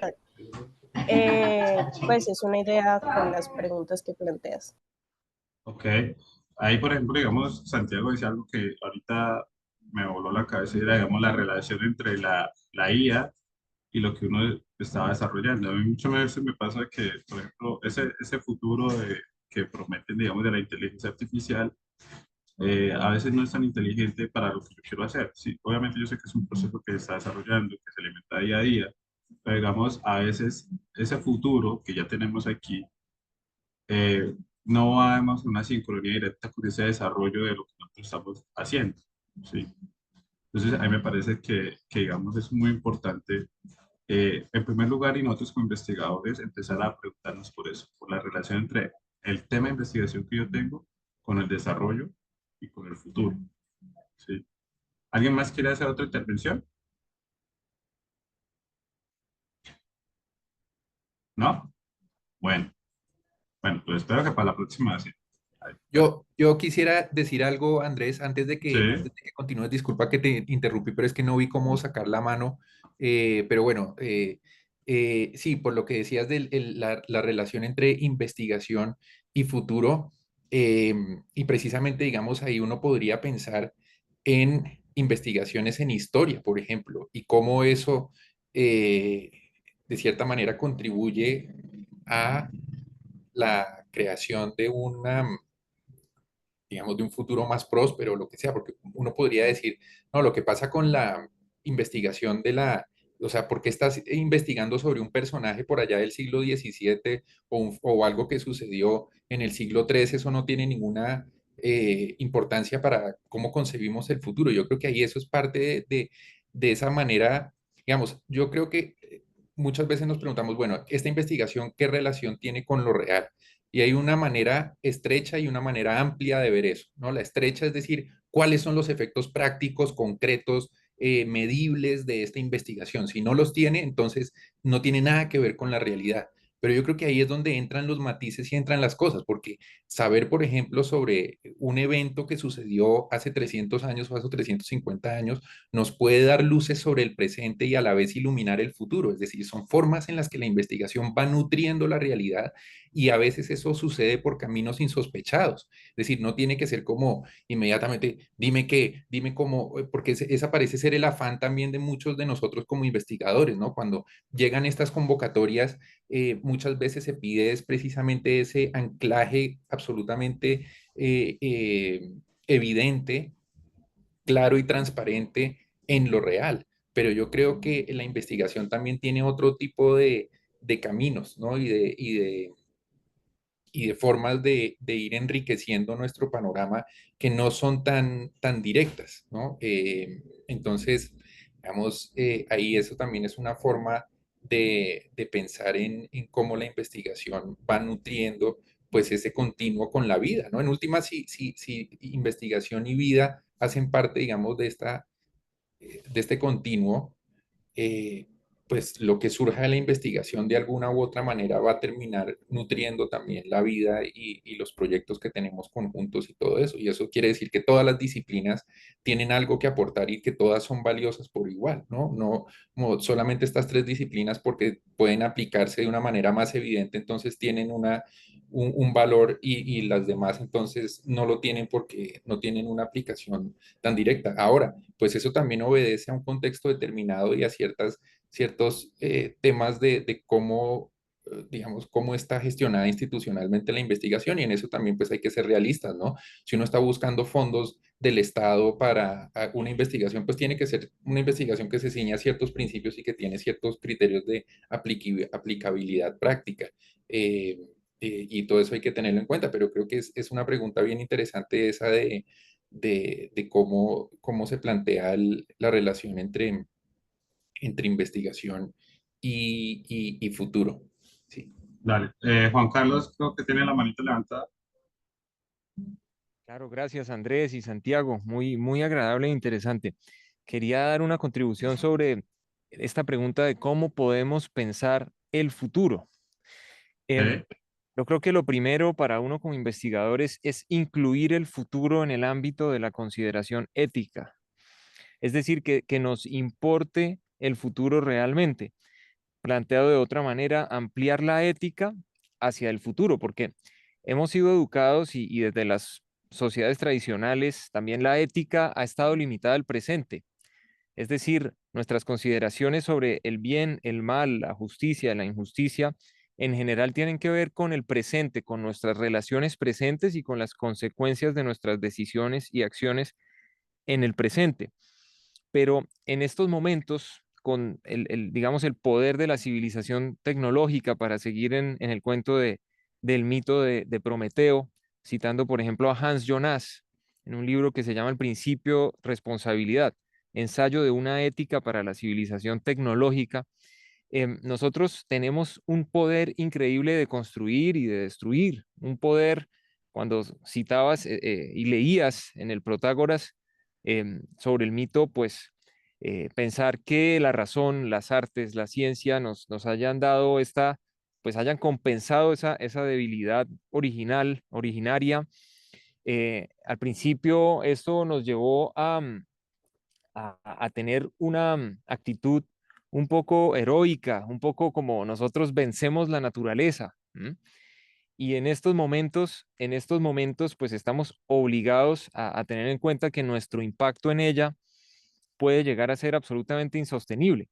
Por eso hablo de la necesidad de lograr tener en cuenta el futuro dentro de nuestras consideraciones éticas, considerar las consecuencias, tanto negativas como positivas, de nuestras acciones en el largo plazo. El largo plazo, hay un historiador que a mí me gusta, Brodel. El largo plazo, el Fernand Brodel o Ferdinand Brodel, se me olvidó el nombre, pero el apellido es Brodel, francés. El largo plazo no es 30 o 40 años como a veces lo pensamos. 50 años podría ser el largo plazo en la vida de una persona, pero el largo plazo realmente son 300, 400, 500 años. Y uno como investigador, pensar en el futuro realmente desde el momento en que escoge los temas de investigación, ¿no? ¿Para qué hago yo esto? ¿Para qué invierto mi vida en trabajar sobre un tema? Es decir, la pregunta por la pertinencia de la investigación, pertinencia social, pertinencia ambiental. Yo creo que este tema de cómo podemos pensar el futuro es dejar de ser tan cortoplacistas. Yo entiendo que para las convocatorias, etcétera, a veces hay que ser muy cortoplacista para adaptarse a qué es lo que se pide, pero cuando uno toma esas decisiones que señalaba Santiago, ¿no? Las decisiones existenciales, ¿a qué me dedico yo? ¿En qué puedo de verdad hacer un aporte al mundo?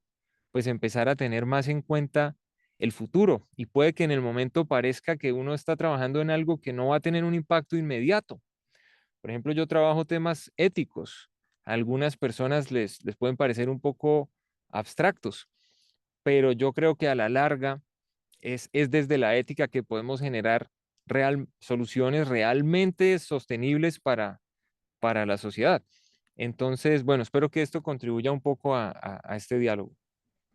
Muchas gracias, Juan Carlos. O sea, lo que tú dices en parte Sí, pero no, o sea, si miramos ahorita las convocatorias que están generando, piden proyectos muy grandes, o sea, todo lo que estamos hablando de regalías, las externas, internacionales, piden cosas grandes, o sea, ya no es la investigación de voy, caracterizo y hago un artículo, no, o sea, si nosotros queremos estar a la vanguardia de la investigación, tenemos que empezar a pensar en cosas grandes, y esas cosas grandes llevan a pensar en el futuro, no solamente en el futuro de yo qué voy a hacer con esto, cómo voy a cumplir con los productos, sino el futuro de esto, cómo va a impactar.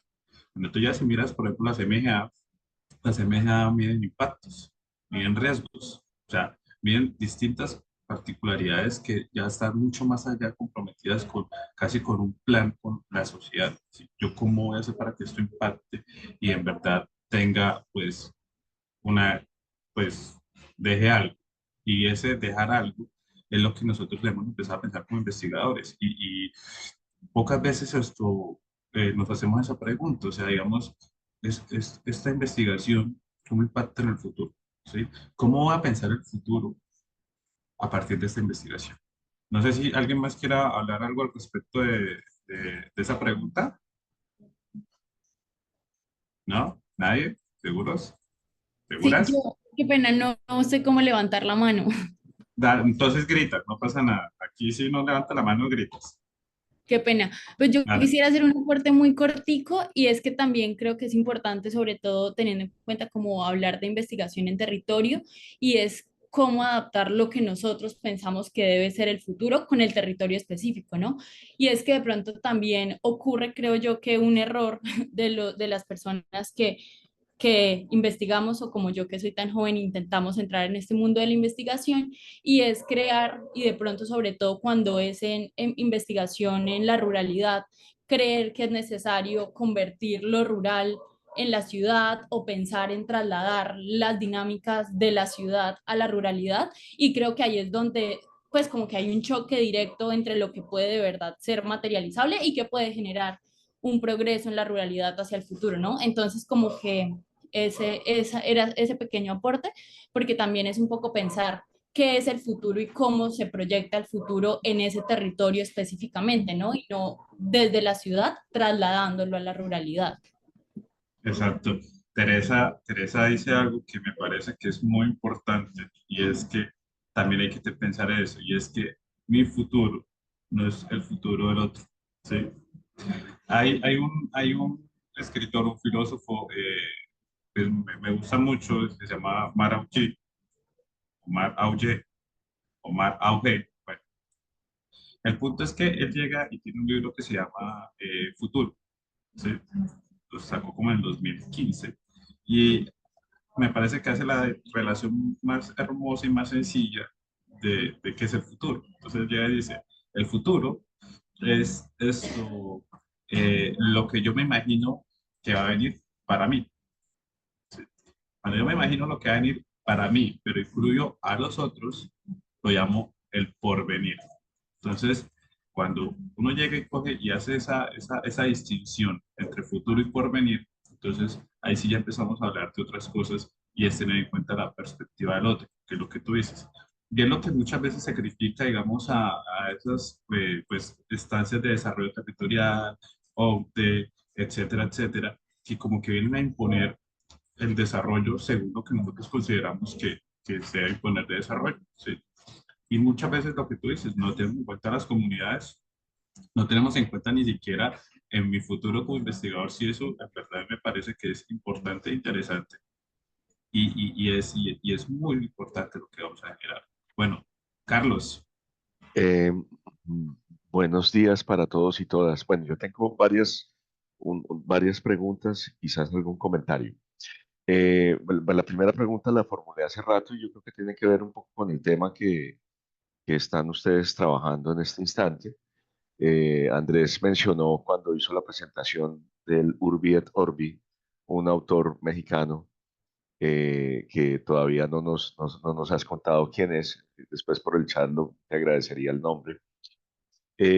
Pero yo siento que pues, hay dos asuntos que hay acá que debieran determinarse. Digamos, hay una preocupación en relación con todos estos temas de la convocatoria de la que hablabas, Andrés, que ya viene para dentro de poco. Y entonces muchos de los que estamos acá, muchas de las que estamos acá, pues estamos pensando en esa convocatoria. Entonces siento que todavía estamos como en un terreno muy general. eh, y gracias a la intervención de Teresa, que por cierto, bienvenida a este ambiente de investigación, aunque ya estás en investigación desde hace un rato con el IEP. eh, pues creo que es indispensable que determinemos a qué hace referencia el curso o el módulo con el término territorio.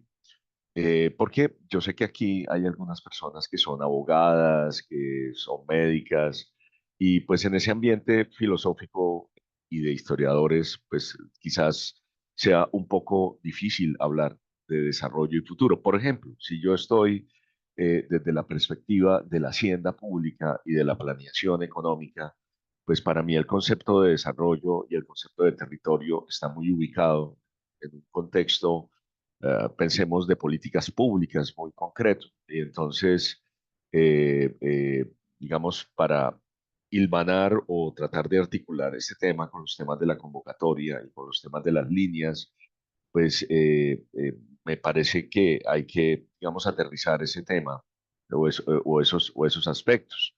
En el caso, por ejemplo, que trabajamos con la profesora Erika, de los temas de memoria, paz, eh, medidas de reparación asociados al tema de la JEP también estamos hablando.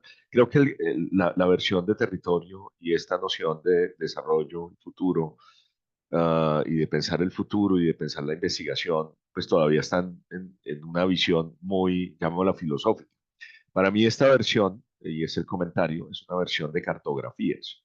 Cuando yo estoy tratando de revisar temas en derecho, digamos, para tratar de salir de los aspectos puramente dogmáticos, me gusta armar una cartografía en el sentido de una primera mirada o de una mirada distinta. Creo que me corriges, Andrés, tú eres historiador, los historiadores tienen un concepto de cartografía y los geógrafos muy bonito, porque no es simplemente un punto en un plano, sino es una unidad cultural, uso el concepto de Milton Santos, una unidad cultural que se va cambiando,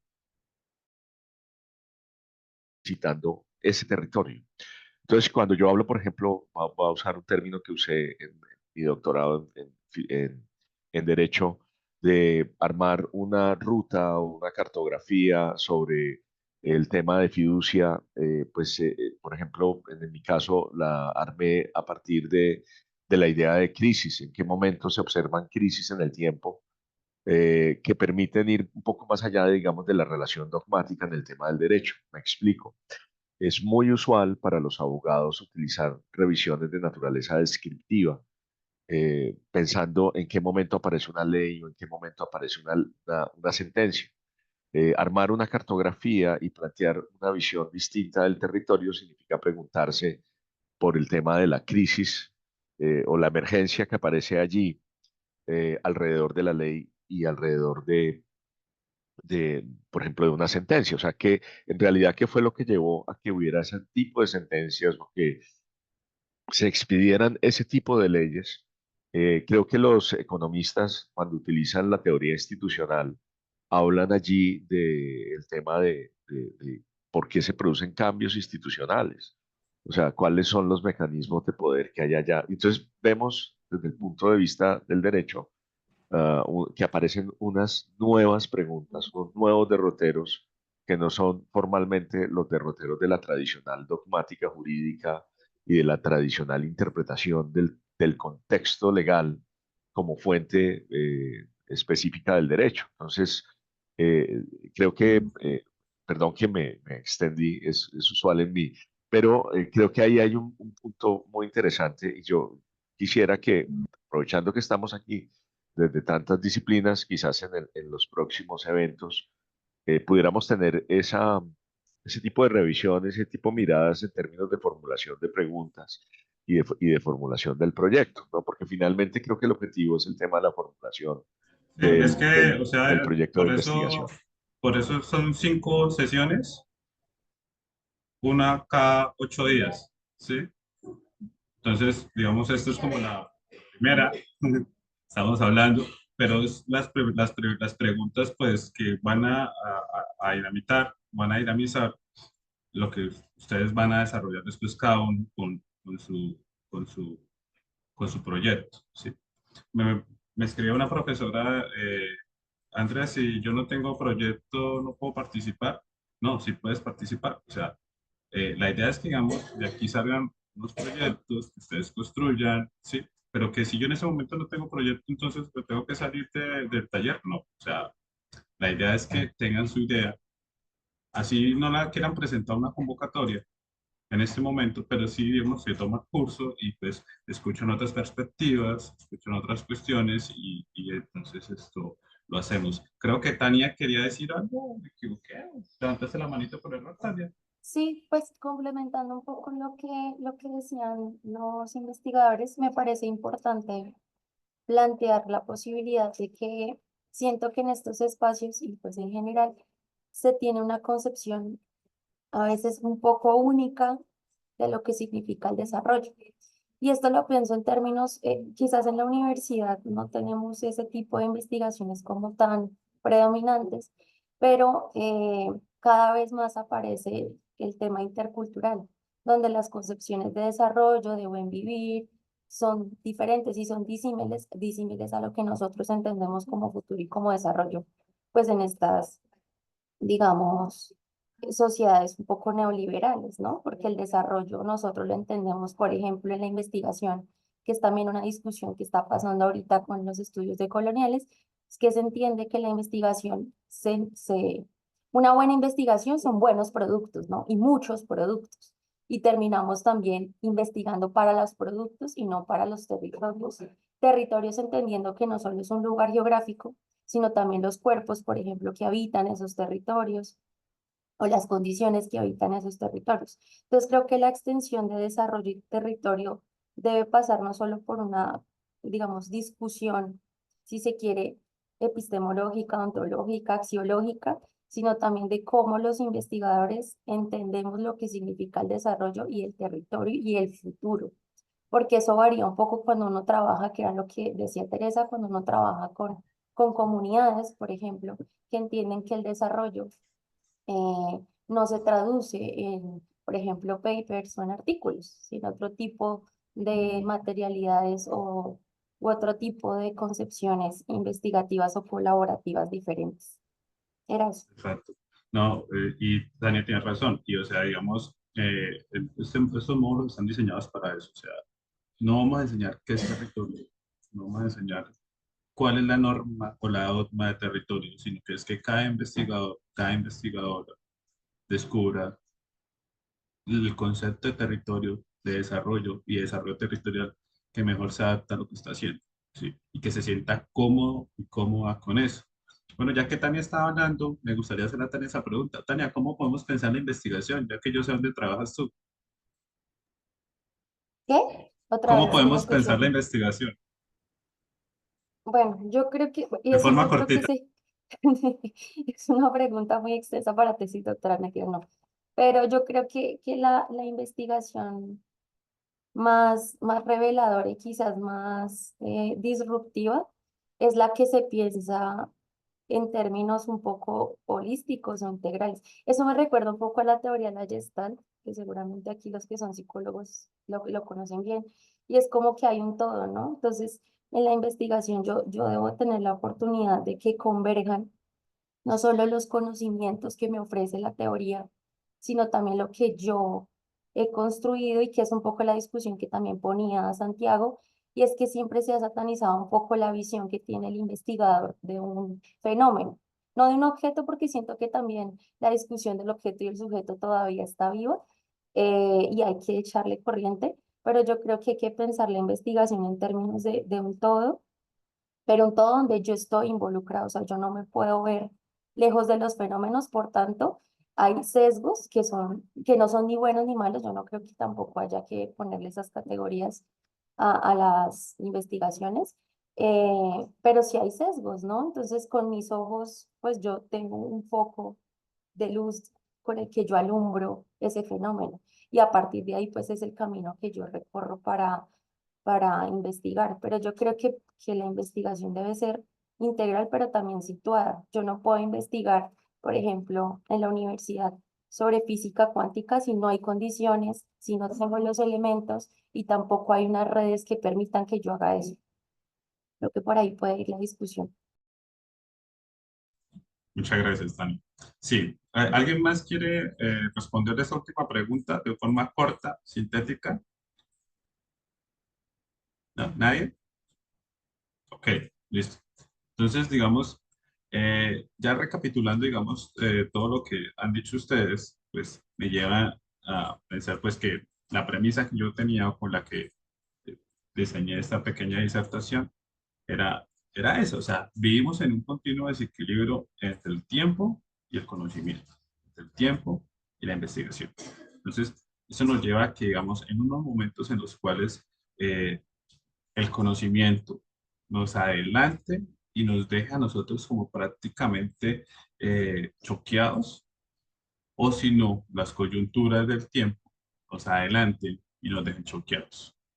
No va a haber una relación estable, digamos, pacífica entre eso. Y nosotros tenemos que estar conscientes de que de alguna manera tenemos, como somos investigadores, somos la primera línea que está enfrente de esa relación eh, caótica entre el tiempo y el conocimiento.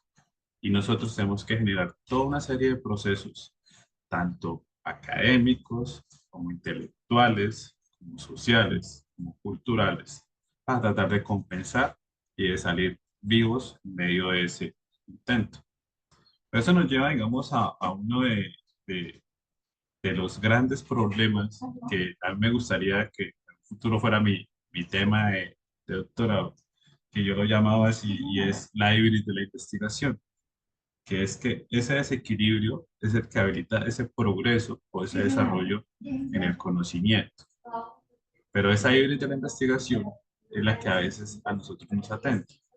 Para los griegos, la ibris era como un punto de inflexión, un punto de ruptura, de arrogancia y de ira, en el cual Aquiles no era consciente de pues, sus limitaciones, en este caso el talón, y pues la ibris hacía que el man, pues, en medio de su arrogancia, en medio de su fervor, se le olvidara eso, y por ese pequeño detalle era que después, chin, baila, perdía la... Entonces, o sea, esa ibris de esa investigación es la que a veces los investigadores pues obviamos y volvemos a lo que decía Teresa. Me parece que fue uno de los puntos muy importantes y es que en esa arrogancia perdemos el concepto de territorio, perdemos co-construir el concepto de desarrollo y de co-construir el concepto de desarrollo territorial.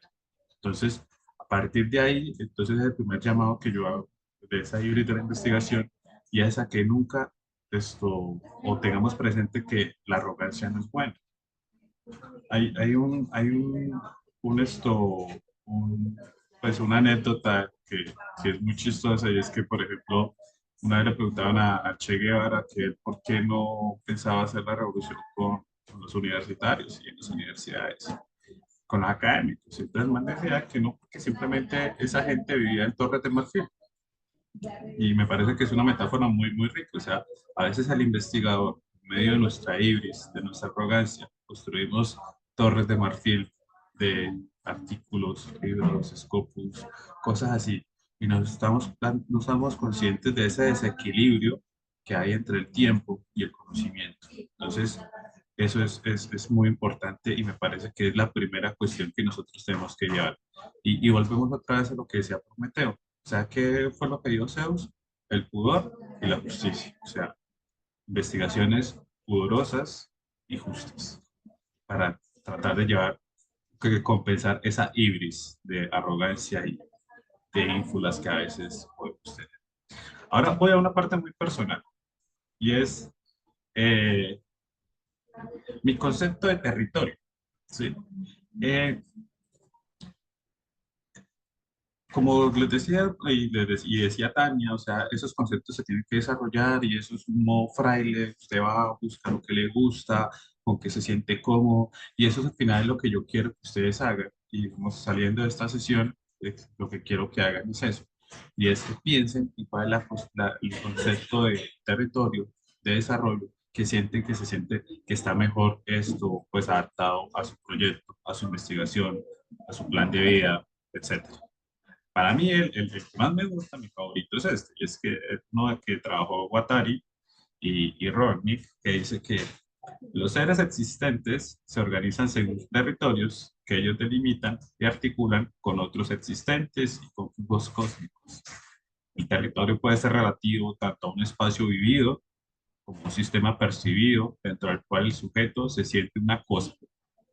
El territorio es sinónimo de apropiación, subjetivación, ficha de sí mismo. Él, o sea, el territorio, es un conjunto de representaciones, las cuales van a desembocar pragmáticamente, ahí vamos a que no todo se queda en el cielo, sino también pragmáticamente en una serie de comportamientos, inversiones, en tiempos, espacios sociales, culturales, estéticos y cognitivos. O sea, es esa forma en la cual nosotros nos estamos organizando. Es esa pues, momento en el cual Zeus dijo, me toca mandarles esto, si no estos se van a seguir matando. Sí. Es esa organización la que construyó el territorio. Y ese territorio no debe estar ni atomizado, ni decepcionado, sino que debemos buscar es de que esté en una armonía, en un flujo cósmico, como lo llaman ahí de una manera bastante poética.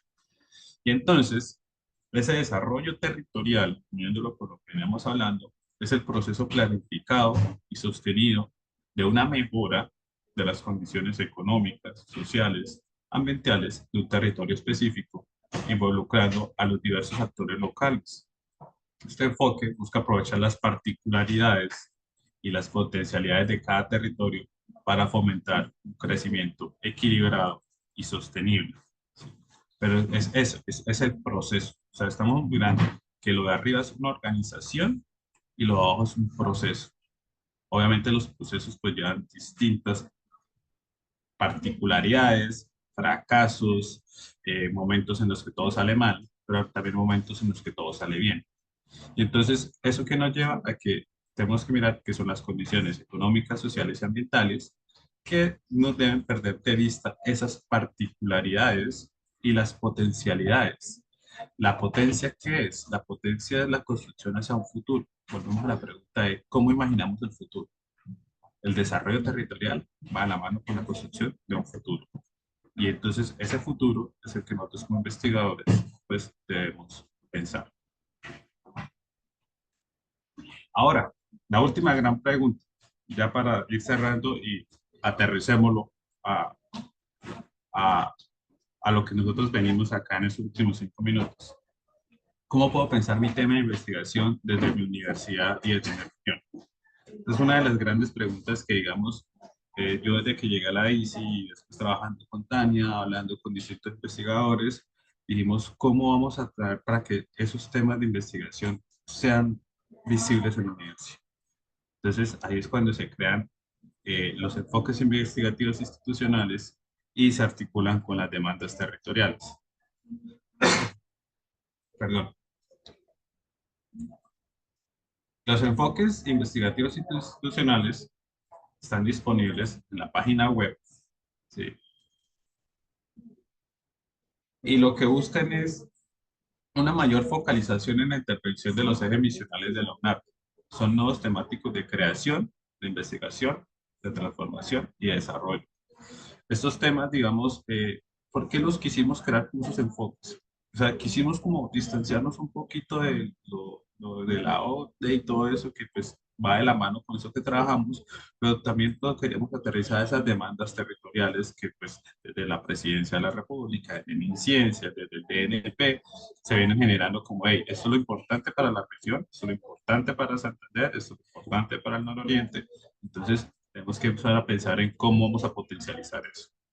Entonces, en el documento que les vamos a enviar en los próximos días, pues también ahí van a estar descritos cada uno de los componentes que tienen que tener en cuenta si se quieren presentar, en este caso, en las convocatorias internas. Y es que hay una pregunta que es muy importante, es cómo este proyecto se articula a esa demanda territorial, a ese enfoque investigativo institucional. Los enfoques son 5, que es bioeconomía. ¿Ustedes están viendo lo que yo estoy mostrando, el PDF? Sí. Sí, señor. Ah, bueno, menos mal, las esté. Bioeconomía, biotecnología, transición energética, salud y bienestar, desarrollo humano con equidad y desarrollo económico y empresarial. Esas son como las 5 grandes sombrillas epistemológicas en las cuales se tienen que articular o se deben articular los proyectos de investigación. Tú me dices, no, es que mi tema no entra en ninguna de esa epistemología. Bueno, ven, nos reunimos acá y miramos si no entra. O sea, la idea es esa, o sea, que empezar a pensar y aquí empiezo a recoger todo. Empecemos a pensar en la investigación que nosotros estamos realizando. ¿Cómo me la imagino en un futuro? Muchas veces yo le pregunto a los investigadores cuando me reúno con ellos, bueno, ¿cuál es tu sueño? ¿Qué quieres hacer ahora? ¿Para dónde vamos? O sea, ¿cómo lo articulo con mi futuro? ¿Cómo veo ese proyecto de investigación va a aportar a la investigación, al mundo de la investigación? O sea, ¿cómo va a aportar? ¿Cómo va a impactar? Y número 3, ¿cómo eso yo lo puedo articular en el entorno de la UNAP, en medio de esos 5 enfoques institucionales y también con las demandas territoriales? Que nosotros haciendo la tareita y pues evitándolas a ustedes que fueran a Google y lo buscaran, aquí en este mismo documento, ahí están en el anexo las demandas territoriales con los enfoques. Entonces ahí están y las articulamos a cada uno de los retos, a cuál es el enfoque. Entonces, eso es una ayuda que es muy importante, que ustedes deben visitar y que de alguna manera les puede ayudar a articular mejor los procesos investigativos dentro de la universidad y fuera de la universidad. ¿Dónde la encuentro? Muy sencillo. Mira, vamos acá, ponemos, ¿ustedes están viendo que yo estoy navegando ahorita? Sí. Sí, señor. Universidad UNAP, voy acá, entro acá, Bucaramanga campeón, listo, voy acá donde dice proyectos nacionales e internacionales en investigación. Aquí están los enfoques, ¿sí? Aquí están por cada uno de los temitas. Ustedes les pueden dar clic acá y eso le va a arrojar una explicación y unos subtemas que se trabajan. Muy bonito. Ahí están de cada uno. Si quieren el documento completo con las demandas que yo les mostré, bajan un poquito más. Y aquí en información general, donde están los proyectos, aquí dice enfoques temáticos institucionales, cliquean y ahí les sale el documento. Es muy importante que revisen ese documento. Es muy importante, digamos, que logren articular a los procesos investigativos, que haya una coherencia entre el tema de investigación que ustedes quieren generar, si se quieren presentar a esta convocatoria, y pues lo que están generando. Inclusive hay unos puntos que están jugando ahí en la rúbrica, ya se están los términos de referencia, ahí pueden consultar. Entonces, es muy importante, digamos, que entiendan ese documento y es el primer gran paso para armar su propuesta y es entender cómo puedo pensar mi tema de investigación desde mi universidad y desde mi región. Entonces, con eso, pues, dejo hasta aquí hoy. Nos vemos en 8 días. Si alguien quiere hacer una pregunta o algo rápido, pues tiene 1 minuto. Si no, pues nos vamos a almorzar. ¿Vale? Muchas gracias. ¿Nadie? ¿No? ¿No? Listo. Recuerden firmar la asistencia y Muy- nos vemos en 8 días. ¿Sí? Dime. muchas gracias, Andrés. Muchas gracias, Santiago. Sus Bueno, aportes ustedes. muy Muchas amables. gracias. Que estén muy Gracias, feliz bien. tarde. Hasta luego.